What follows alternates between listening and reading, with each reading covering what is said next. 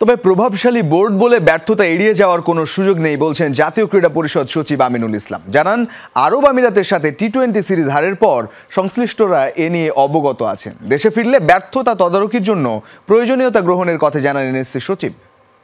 শুধু প্ল্যান করলেই হবে, টিভি পাইতে ক্যাপটাও তো খুলতে হবে। কোকা-কোলার এত বড় অফার, ক্যাপ খুলো, কোড দাও আর উত্তর দিয়ে জিতে নাও ফ্রিজ, টিভি, ফোন আর প্রতি বোতলে নিশ্চিত ক্যাশব্যাক।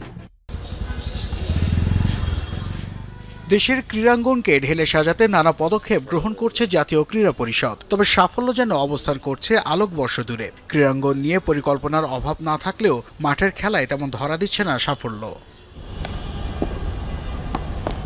প্রায় 4 দশক পর প্রথমবারের মতো এশিয়ান কাপ হকি খেলতে পারছে না বাংলাদেশ। দলীয় প্রভাব মুক্ত করে অ্যাডহক কমিটি দিয়েও হকিতে বড় হোঁচট খেয়েছে লাল সবুজরা। ব্যর্থতা খতিয়ে দেখতে তদন্ত কমিটিও গঠন করে এনএসসি। তবে ক্রিকেটের সবশেষ আরব আমিরাতের বিপক্ষে সিরিজ হারের বিষয়ে কোনো সরব নেই উপরের মহল থেকে। বোর্ড হিসেবে ক্রিকেট শক্তিশালী হওয়ার কারণে তারা এক্ষেত্রে পার পেয়ে যায় কিনা এমন প্রশ্ন এড়িয়ে যান হকির সাধারণ সম্পাদক রিয়াজুল হাসান। হকির ক্ষেত্রে ওনারা এনএসসি আমাদের হায়ার অথরিটি, ওনারা হয়তো মনে করছেন এটা নিয়ে ওনাদের যে চিন্তা ভাবনা করা উচিত, ওনারা হয়তো চিন্তা ভাবনা করছেন, হয়তোবা ওনারা অন্যান্য খেলাও চিন্তা ভাবনা করবেন। এই ব্যাপারে আমি কিছু বলতে পারবো না। তবে জাতীয় ক্রীড়া পরিষদ সচিব আমিনুল ইসলাম বলছেন, ক্রিকেট বলে তাদের ব্যর্থতা আলাদা করে দেখার কোনো সুযোগ নেই। বিষয়টি নিয়ে সংশ্লিষ্টরা অবগত আছেন বলে জানান তিনি।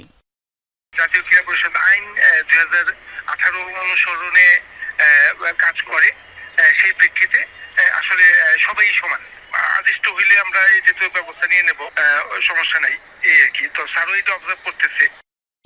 জাতীয় ক্রীড়া পরিষদের গঠনতন্ত্র অনুযায়ী ক্রীড়া ক্ষেত্রের সকল কার্যক্রম পরিচালনা করা হয় বলে নিশ্চিত করেছেন এনএসসি সচিব, যেখানে প্রভাবশালী কোনো বোর্ড বা ফেডারেশন এই ধারার বাইরে নন বলে জানান আমিনুল ইসলাম। নাসিফ শুভ, যমুনা স্পোর্টস, ঢাকা।